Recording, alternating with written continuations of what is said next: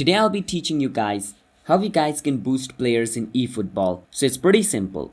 For this, you want to click on My Team at the bottom of your screen, and from over here you want to choose Player. From over here you want to choose which player you want to boost from your team.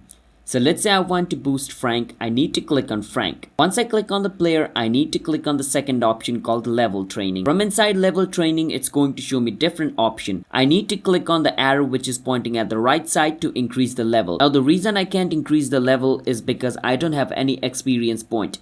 So I need experience point in order to increase the level. So if you have experience point, then you can increase the level of your player.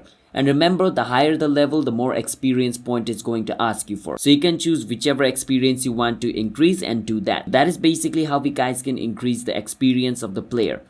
So I hope you understand on how we guys can boost player on eFootball. So if you guys found our video helpful, then hit the subscribe to our channel one step for future videos like this. I'll be seeing you guys on my next video. Until then, bye bye and have a nice day. I'll see you guys in my next video.